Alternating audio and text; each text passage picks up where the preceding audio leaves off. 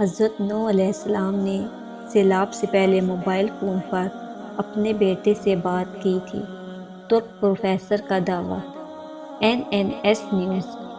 ایک ترک professor doctor یواس Aurang, جو استنبول یونیورسٹی میں میرین سائنس کے لیکچرر ہیں، نے ایک ٹی وی پروگرام میں حضرت علیہ السلام اور طوفان نوح کے حوالے سے حیرت انگیز دعویٰ کیا ہے۔ ان کا کہنا ہے کہ آج سے 10,000 سال پہلے ٹیکنالوجی آج کے مقابلے میں بہت زیادہ ایڈوانس تھی۔ کچھ لوگوں کا خیال ہے کہ حضرت نوح علیہ السلام نے اسٹیل کو استعمال کرتے ہوئے کشتی بنائی تھی اور اسے ایٹمی ایندھن سے چلایا جاتا تھا۔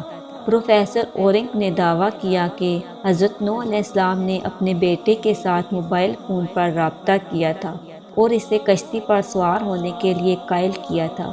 پروفیسر اورنگ نے یہ بھی دعویٰ کیا ہے کہ حضرت نوح علیہ السلام نے کشتی پر ہر چیز کا زندہ جوڑا رکھنے کے بجائے اس میں ہر ایک نر اور مادے کا انڈا محفوظ کیا تھا۔ آج دنیا میں جو بھی زندگی ہے، نر مادہ انڈوں کے بینک کی وجہ سے ہے۔ ٹی وی پروگرام میں شریک افراد نے جب پروفیسر اورنگ سے اپنے دعوے کے حق میں چند ثبوت دینے کا کہا تو انہوں نے ثبوت میں قرآن کریم کی آیت پیش کر دی۔ پروفیسر اورنگ نے کہا کہ جب 300 سے 4 میٹر اونچی لہر بلند ہوئی تو حضرت نوح علیہ السلام کا بیٹا ان سے کئی کلومیٹر دور تھا۔ ان کی بات چیت عام طریقے سے نہیں ہو سکتی ہے، یہ معجزہ ہو سکتا ہے، لیکن یہ بات چیت موبائل فون کے ذریعے ہوئی تھی۔ پروفیسر اورنگ کے دعوے پر اکثر لوگوں نے تنقید کی ہے، تاہم پروفیسر اورنگ کا کہنا ہے کہ وہ سائنسدان ہیں، اس لیے سائنس کے لیے بات کرتے ہیں۔